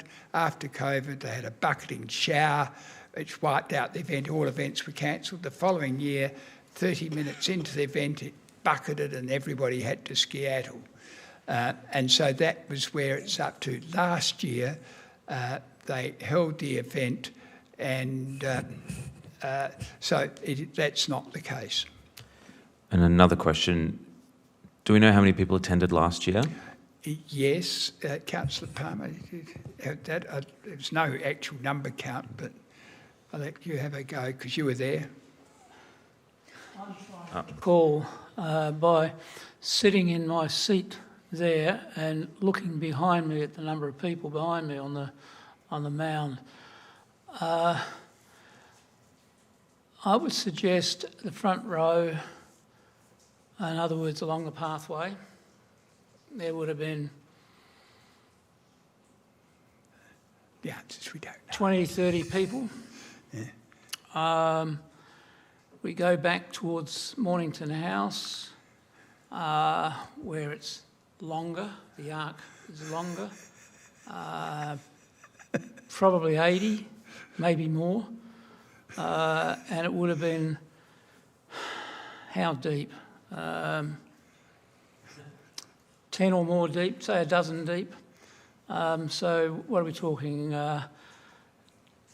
20 and 80, that's an average, that's 50. Let's say they got about 500 of that, like they I'll say applied 500. for. Yeah, there you go. Yeah.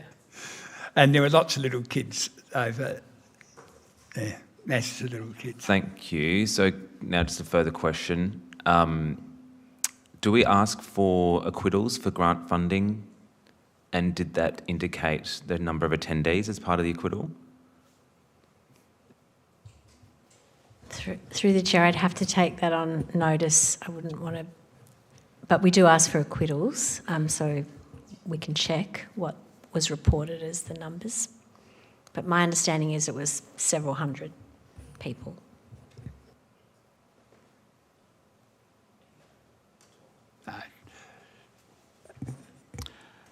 I'll contribute to the Do you wish to debate speak? now. Have you finished speaking? I finished asking questions. I might speak later.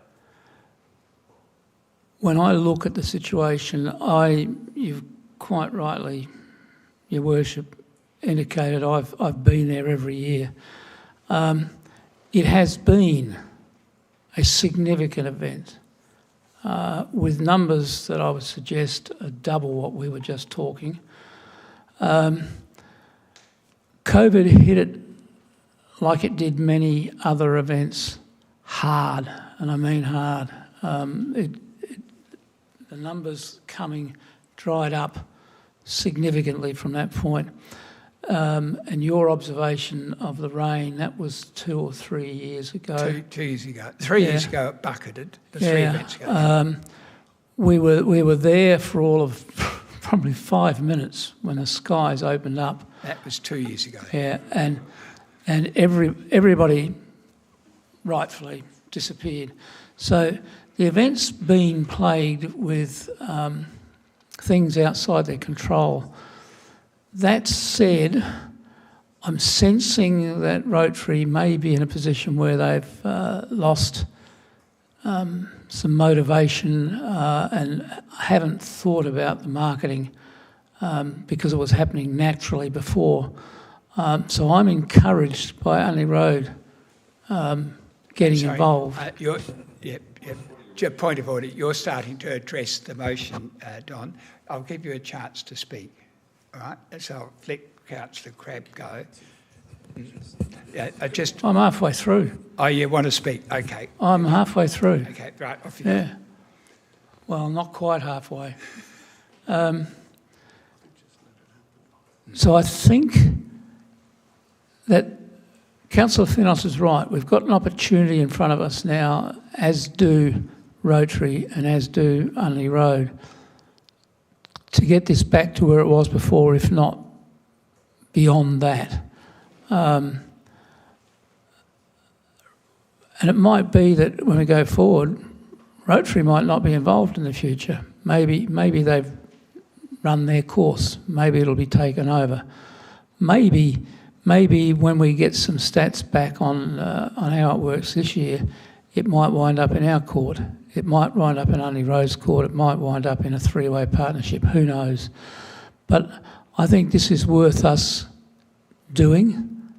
We have the budget for it, and it's worth it in order to protect what has been a flagship event and what really should be able to remain. Okay. Now, Councillor Crabb, ready to speak now. Thank you. Yes, I'm ready to speak and speak against this motion. I think it's clear that Rotary had the opportunity to revise their approach after last year and didn't. And then when they found, presumably, they found out that the value of the grant was tied to potential attendees, that number suddenly went up. So I don't have a lot of faith in that. We've also got an established process that is rigorous and has a rubric that we evaluate these on that removes subjectivity and makes it very objective. I've got full faith in the staff in executing that. And I have concerns, again, as some have alluded to earlier in other discussions this evening, about other organisations learning about this and then coming back for another go at their funding allocation to see if they can get more as well by suddenly increasing expected attendees or whatever it might be. So I think this sets a bad precedent on top of one from last year that we're looking to honour again. And what I would do is encourage you all to vote against this motion. It doesn't sit well with me, and I don't think it will sit well with the community. Any other speakers? Councillor Hughes. I think council supporting a Christmas event is very significant, and if we support this, it will be highly valued by our community.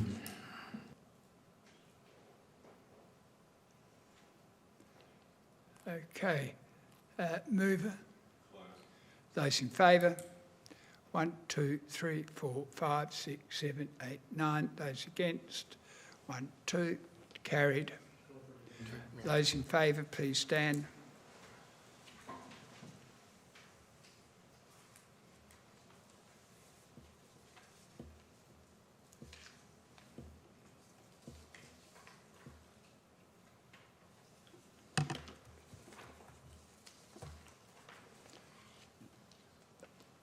Right, thank you very much.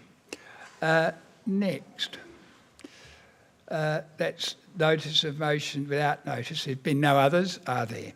Good. Questions of which notice has been given? Nil. Questions without notice? They'll be put on notice if you ask them unless it's something which didn't come up. No, nil. Turning on. Mayor's report. Mayor's report. Thank you, Councillor Gaffey, seconded by Councillor Roach. I better make an observation. The speech that I gave was actually, because I can understand people when I can see their speech in written form speaking, and it was, their speech was extraordinarily similar to the one that you see in front of you. And so I did speak to that speech rather than read it word for word, because much of the words we already used. But let me tell you, it did engage very well from Morocco through England, right through the other countries and councils and the group that was there. The weather was extremely hot, 41 degrees, so the big event to celebrate 600 years of the building of the tallest cathedral ever, which proved that you can't get taller because it fell down twice in the last 600 years. Bits of it fell down because of the mathematics. It's right at its peak. It's a great place for us to do an exchange with, and I'm pleased to have brought back a signed document with the Memorandum of Understanding. Thank you. Those speaker? Those in favour? Unanimous. Deputy Mayor's report, please. Councillor Palmer, seconded Councillor Hughes. Any speakers? Councillor Gaffey? No, you didn't move it. Councillor Palmer? Close. Those in favour? Unanimous. Next, elected members' reports are listed there. Correspondence, nil. Confidentially motion, item 7.2, appointment of members to Brownhill Creek, Keswick Creek, Stormwater Board. Those in favour? Move, seconded Councillor Palmer. Any speakers? Hang on. Very fair, give everybody a go. Any speakers? No. Mover? Those in favour? Unanimous. The gallery, sir. Who's that? I'm afraid you're required.